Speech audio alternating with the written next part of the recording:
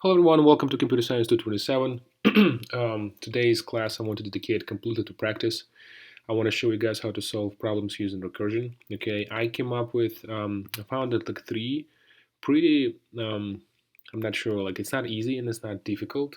I would say maybe somewhere in the middle in terms of challenge, how challenging they are. Okay, so I want to solve them with you. I want to show my thinking, the entire explanation, and I want you to take notes. I want you to copy my moves, and I want you to submit notes as well. Okay, cool. Okay, so let's start with the first one. Okay, so here's the first one. Okay, so what do we have here? Given a non-negative integer in n, return the number of the occurrences 7 as a digit. So for example, in 717 yields 2. Okay, no loops again. We're only using recursion. Note that percentage, okay, means the remainder. Okay, so 126% sine 10 is 6. Okay, while dividing, division removes 10. Okay, cool. Okay, perfect. So again, if we need to create a method, right? So what are they called? I don't know, count 7. Okay, so we need to make it public static int count 7, and we accept an integer n. Okay, and it needs to be um, outside of the main method, of course. Okay, cool. So now let's do. Okay, hope it makes sense. I'm gonna remove that. Okay, system that out that println. Okay, and we're gonna count. I'm gonna call this one on, I don't know, 717, right? And that needs to print out too. Okay, so I would say the number of sevens is, okay, and count 717. Okay, cool. So again, what do you know about recursion? There are 3 steps, okay? Like 3 parts, 3 vital parts. Number 1, we need base case, okay? Number 2, we need function calling itself. Number 3, we always need to change the argument approaching to make approaching the base case. Okay. Now, the way to think about recursion is kind of like to think about loops. Okay, so think about this. How would we solve the same problem with the loops? We would just take our number, okay, and we would trim it. Okay, so basically we'll take a look at one of the digits, let's say at the rightmost, right? That's the easiest way. And we would think, is it 7 or not? Okay, and then after that we would just remove it, so it will be 71, right? And we would do the same problem. Okay, so we also would look at the last digit, is it 7 or 1? 7 or not, right? Remove it, okay, look at what's left, okay, is it 7 or not, okay, and then remove it, and then we'll get 0. So in terms of, in both loops and recursion, here's kind of what we're trying to do, which we are looking at, like looking at the problem, right? And we know that our base case, so like we have kind of imagined that this, the area, the area in this rectangle is how difficult our problem is, right? And we're trying to make it smaller. So we're trying to make solve a smaller problem, okay, like this, for example, of that, because we're trying to solve the same problem for just for one digit, right? And then we're trying to expand. Then we're trying to say, okay, so what if we just add one more digit? What's going to change? Okay, on top of what we already solved. What if we add one more digit on top of what we already solved? Okay, I'll go into add one, okay, because there is one more 7, or we're going to keep everything as is because it's not a 7, right? So kind of either that direction or vice versa. A lot of times, like again, imagine the area inside of this rectangle is how difficult the problem is, right?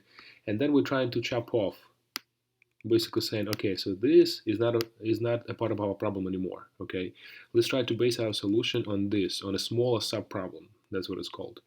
Okay, and then we're going to do the same thing. We're going to remove some part of the problem again, and then again, and until we get to the base case. And what's the base case? Base case is just looking at one digit number, right? So just, is that 7 or not? That's it. So like, given a number between 0 and 10, is it 7 or not, right? That'll be the base case.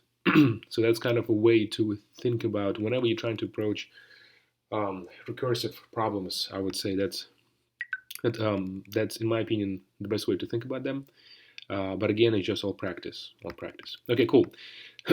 So again, what is our strategy? We want to take a look at our number, right? And we want to chop off the last digit, okay, and trying to see if it's 7 or not, right? So we're going to take our number, we're going to do remainder 10, okay, and we want to just check if it's 7 or not, right? So it sounds like an if statement, okay. So if n percent sign 10 is equal to 7, that means the number of sevens, okay, in our original n needs to increase, right? Okay, so in this case, we're going to do return, okay, and then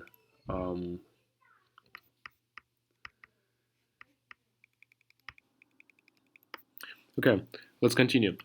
Okay, so what we're going to do, we're going to chop off the last digit, okay, we're going to compare that to 7. If it is 7, then we need to increment something, okay, some kind of something, okay, some kind of a counter. And if it's not 7, yeah, so we're going to, 1 second, hold on. So again, we have a digit number, right? Let's say 7, 1, 7, right? So what we're going to do, we're going to chop off the last digit, compare it to 7. If it is 7, we're going to increment some kind of a counter, and then try to solve the same problem, okay? So we're going to call the same function on 71, okay? Then we're going to chop off the same digit and repeat the process, right? Compare 7 to 1. 1 is not 7, so we're not going to increment anything, and then we're going to do the same thing with 7. 7 is 7, okay? So we're going to increment the counter to 2, okay? And then we're just going to return the whole thing. So here's, I want to show you a very classical mistake, okay, something students really like doing, and which is fundamentally wrong, okay? So they get this part, okay? They get that if it's not true, then we are not incrementing the counter. And what they do a lot of times is they actually create a counter like this. Okay, so they say counter is equal to 0, right? Because at the very beginning, we did not chop any digit yet, right? So there are 0 sevens yet. Okay, and if this is true, then they're going to increment the counter. Otherwise, they're not going to do anything. And then, for example, even if they guess correctly what to do next, okay, they just call counts 7, and then, for example, they divide the number by 10. Okay.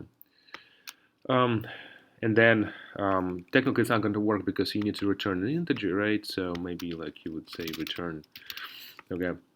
And let's say even if you do the base case correctly, okay, so there is no base case here yet, okay. But anyway, it's not going to work. It's not going to work. Here's why. Here's why. It's not going to work because that counter is being created so it's not a global counter. It's a counter which is created every time count 7 is called. Okay, so what does it mean? Again, let's imagine we have a stack. Okay, then the first count 7 is going to be called here. Okay, and that's going to create a counter. Okay, which is going to be equal to 0.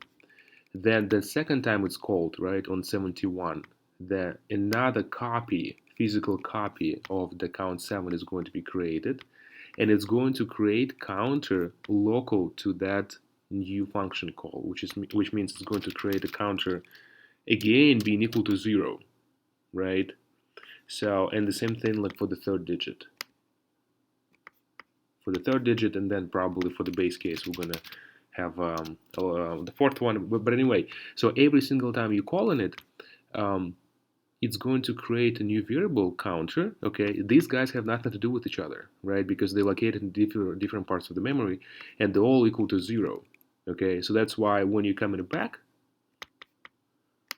okay, that counter is always going to be equal to 0. Okay, so that is wrong. Basically, when you're creating that counter, when you create a local variable, it's not being passed through these function calls. Okay, so that's not how it works. You can't really do that. So what can you do? Technically, you can create a variable. Okay, something I don't know, static int counter, which is equal to 0. Okay, and then you can do something like this. You can say counter is equal to 0. Okay, and then here you can increment the counter. That will work. Why? Because that counter is now global. Okay, so now that counter is not really inside inside of these guys, right? Now this counter is global. It's located somewhere in like in a completely different part of the memory counter, which is equal to 0. Okay, so when you call on the function for the first time, it's equal to 0. Then like you compare it to 7, you realize this 7 is 7. Okay, and then at that moment you're going to increment the counter, so the counter will become 1. Okay, then when you come in, when you're coming from here to here again, you were talking about 1, so nothing changes, and we're coming from here to here. Again, this is 7, so we need to increment the counter. What's that counter equal to? So where's the counter located? This counter is here, okay, and now we're going to change it to 2, okay, and that's legit, okay, and then when we're coming back, okay, to the main function, we're going to print out the counter, and that counter is equal to 2, okay, which is the correct number of 7s we have, okay. So that's one way of doing it. It's a bit immature, okay. It's like it's not really practical, and that's not what we're going to do, but it works, okay. Just for your reference, it works. Technically, it's fine, okay. But it's not what we're going to do. Here's what we're going to do. We're going to, if counter is equal, so if n is equal to 10, okay, so if the last digit is 10, is 7, in this case, we're going to do what? We're going to return, okay, we're going to return 1 plus whatever count 7 on n divided by 10 returns, okay. So count 7 of n by 10 is going to return how many 7s we have in n divided by 10. Okay, and then we're going to add 1 because the digit we're looking at right now is 7. Okay, if that's not true, then we're going to return 0 plus that, okay, or just even without this, like that. But it's kind of better to write it that way because it's just much easier to read. Okay, and that's it. And now the only thing we're missing is the base case. Okay, so the base case is the if statement again. What's the base case? We had 717, okay, then we chopped off the last 7, okay, so now we have 71, chopped off the last 1, we have 7, okay, chopped off the last 7, and then eventually, okay, so if we just keep doing that, we're gonna come to 0, okay. So now the base case basically, if we divided the number x amount of times, okay, it became 0. So now it doesn't make any sense to keep dividing it more because it's 0 by 7, 0 divided by 10 is always going to be 0.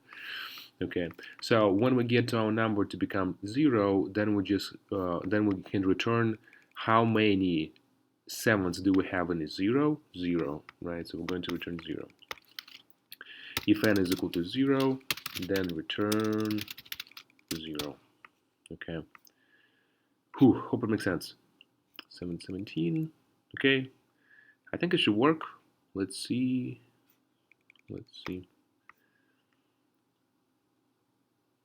Okay. The number of 7s in 717 is 2. Okay. Let's do maybe 3 7s. Let's see if that works. Okay, 3. I don't know. Let's do maybe a bit more. Okay, so now it should be 4. Okay, that's 4. Perfect. Okay, so the first example. Hope it makes sense. Okay, cool. Okay, so again, where's our base case? Our base case is here. Okay, function calling itself. Yes. Okay, in this case twice.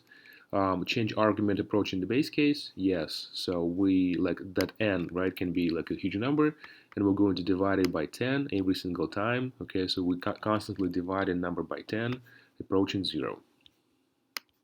Okay, cool. That's the first one. First problem. Second problem. Okay, it's going to be this one. Let's see. Okay, what do we have here? Given a string, compute recursively, again, no loops, right? So using recursion. And again, the mathematically was proven that no matter what kind of problem you have in computer science, you can always, if you can solve it using recursion, then you can solve it using loops. If you can solve it using loops, you can solve it using recursion, okay? No matter what kind of problem it is. However, there are some problems which are extremely difficult to solve recursively, extremely difficult to solve, and there are some other problems which are extremely difficult to solve iteratively. And I'm going to show you one of them next time.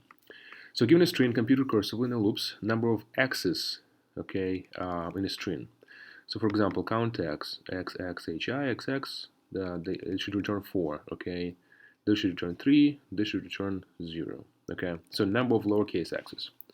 Cool, okay, so sounds like a very similar problem. So there we used to count sevens. Okay, and here we're gonna have to count x's on a string. Okay. Okay. Same thing. So base case, right? So what's going to be our base case? If our string, I don't know, a. So if a that equals, okay, like this, right? So if a is an empty string, that's our base case. How many x's do we have in an empty string? 0. Okay. Otherwise, what are we going to do? Sounds like a very similar problem. Okay. We're going to chop off the last character, not the digit but the character, and compare it to x, right? So how do we do that? So in Java, what do? We need to somehow learn how to chop off the last character. Okay, so we have a string a. Hold on. If a dot length, that'll be better. If a dot length is equal to 0, okay, then we return 0. So now if a, I think like this. Okay, now if a, okay, so how do we use in Java? Okay, so I think it should be character at, right? So Java character at, yeah, character at. Okay, yeah, right. So character at. Okay, which character is located at the last position? Okay, which means it's going to be a dot length minus 1. Okay, so if a, yeah, so the character which is located at the last position, okay, is x, then we're going to do the same thing. We're going to return 1 plus, okay, and then count, let's say x, okay, count x, okay, and here we're going to chop off the last character, which is our x. Okay, so we're going to, so what do we do? We're going to use a dot substring, I think. How does substring work? Substring example, substring method. Let's see. Okay. String, so substring, okay, int that start index. Okay, so, and we need to chop off the last character. Okay, so we need to use this one. Okay, substring int start index and end index. Okay, minus 2. Okay, which means we need to do a dot substring. Okay, and then the first character is located at the 0th, right? So from the very beginning to minus 2. To a dot length minus 2. Okay. Okay, this one like this, minus 2. Okay, and that should be like that, plus 0. Okay, I think it should work. Let's try to run it. Nope, it doesn't. Beam. Exception. Begin 0 and minus 1. Oh. Yeah, so when length is equal to 1, okay, when we only have one character, what's happening here? We're chopping it off, and then we're calling it on -2. Okay, so that's getting out of bounds. Again, so if length is equal to 1, right, then we did not hit the base case yet, right? When length is equal to 1, so we're coming here, okay, and now we're trying to say a dot length -2, which means 1 minus 2 is -1, right? So it's trying to calculate the substring from 0 to -1. That's impossible. Well, in this case, we can do this. So we can get to our base case a bit earlier. When if length is equal to 1, then we're going to return what? Okay, then we're going to do the same thing. Okay, so if the last character, the only character, right, is x, then we're going to return 1. Okay, and then else we're going to return 0, like this.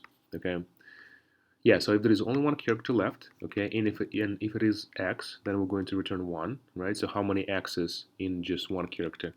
X, that's 1. If it's not x, then we're going to return 0 because it's some other character. Let's see. Boom, perfect. So now let's see, I don't know, XX high XX. Okay, mistake. String index out of range, -1. Okay, let's see. Where's the mistake? String index out of bounds, string index out of range, -1. 47, 693. Okay, what? Okay, 21. I know 21. Okay, so the main, then the context 36. Okay, so it came here 36.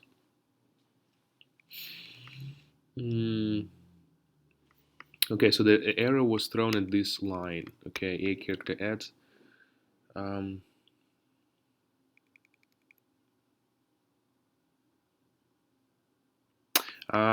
Okay.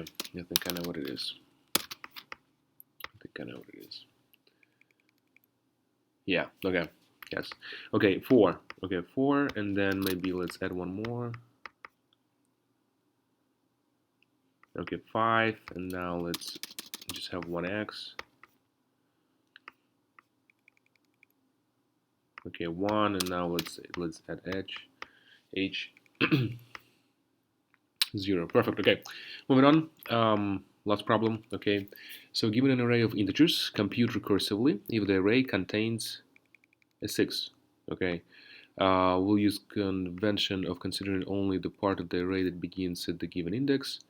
In this way, a recursive call can pass index +1 to move down the array. Initial will pass 0. Okay, so let's not. Okay, I think it's complicating things. So what we're trying to do, we're trying to return true if this array contains 0. Sorry, 6, and return false if this array does not contain any 6s. Okay, cool, perfect. Okay, let's do that. So it's going to be array 6. Okay, array 6. We're looking for an array, right? Yeah, okay. Okay, let's remove that. Okay, number, okay, does this array, like, our array contain 6s? Okay, and then the answer will be here. So here we're looking for boolean. Okay, so we're returning either true or false. Okay, and now we need to create an array. Int a is equal to, I don't know, 0, 1, 2, 3, 4, 5, 6. Okay, perfect. Now a, Okay, return true. Just let's run it just to see if it works syntactically. Yeah, perfect. Okay, awesome. So cool. So what's our strategy? Pretty much the same thing. We're going to chop off the last number in the array, okay? And if it is 6, then we're going to immediately return true and not go any further. If it is not 6, then we're going to keep going to the left, okay, and returning. Oh, I see. Okay, gotcha. So they want also the index to be passed. Okay, it's actually important. Okay, cool. So we're going to call it on an array and on the index. Okay, int index. Okay, and the very first digit is going. The very first index is going to be 0. Okay. Okay. Again, so what is our strategy? We're going to go from left to right, not from right to left. We're going to take a look at the zeroth. Why zeroth? Because we're passing the 0 number. We're going to take a look at the 0th number and compare it to 6. Okay, if it is not 6, okay, then we're going to call the same function, right? But we're going to change the index from 0 to 1, okay? Then we're going to look at this number. It's not 6. Do the same thing. Look at this number, look at this number, look at this number. And once we get into 6, we're going to stop looking any further and immediately return true. Okay, so what's our base case? The base case is when we're looking at the last number, or we already can't look at any more numbers because we already looked at the last number last time. Okay, so it's up to you. But let's say we reached the end of the array and we're looking at the last number. So what's the condition then in this case? If index is equal to array.length. Okay, in this case we're looking at the last number. Okay, and in this case what do we need to do? We need to compare a of index to 6. Okay, if it's true, okay, if the last number is 6, then we're going to return true. Okay, else return false. Okay. Yeah, so again we're looking at the last digit, looking at last number. If it is 6, then we're returning true. Okay, if it is not 6, then we return false. But keep in mind that the fact that we got to the last number, that means we have never met 6 before. Okay, because once we, like among, let's say there are thousands, like I don't know, hundreds of numbers. Once we find our first 6, we're going to stop the whole operation and we're going to immediately return true. Okay, because what's the point of looking anymore? We asked if it contains at least one 6, at least one. Okay, so that's the base case. Okay, now we need to call a function, right? Function calling itself, and change the argument, right? So what is going to be? It's going to be array 6, same array A, and index plus 1. Okay, so we're going to increment the index. We're going to start from 0, okay, which will make us to look at this number, then increment it to 1, increment it to 2, increment it, and keep incrementing it until we reach the end of the array. Okay, cool. So that's how we're going to do that. Okay, return. And now let's do kind of the basic operation. The basic like in this case, we're going to compare array of index to 6. Okay, so if a of index is equal to 6, then we return true. Okay, else we return array 6, 8a, and index plus 1. Yeah, and I think that should work. I think it should work. Okay, I'm true. This one does contain. Let's change it to 5.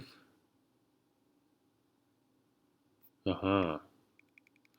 Out of bounds. Okay, yeah, so it looks like we made our program to look at array of 7, and this one contains only 7 numbers, which means array of 7 doesn't exist, right? So the indices go from 0 to 6 if there are 7 numbers, okay, and we made our program to look at the array of 7, which doesn't exist. So what's the problem? if index is equal to a dot length. So we incremented index, right? So at some point we came here and the index is equal to 7, right? If index is equal to, okay, here we need to have either -1 or +1. If index is equal to a dot length, so at the very, very last moment, what are we going to have? When we look in the last number, so there are 7 numbers here, okay, and we need to be looking at the 6th one. So if this index is equal to a dot length -1, in this case, that's the base case. Okay, perfect. Awesome, that works. Let's test it again. Okay, that works. Let's have only one number in the array. Okay.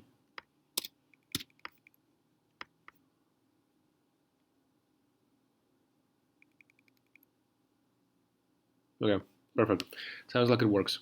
Awesome. Hope you guys enjoyed that. Again, it just I think recursion is like a very fun topic, but it just requires a lot of practice. Okay. Let me know if you have any questions, and highly recommend doing this and just like playing with that. Try to make as many mistakes as you can here. In this case, you'll learn better. Okay. I'll see you guys next time. Bye bye.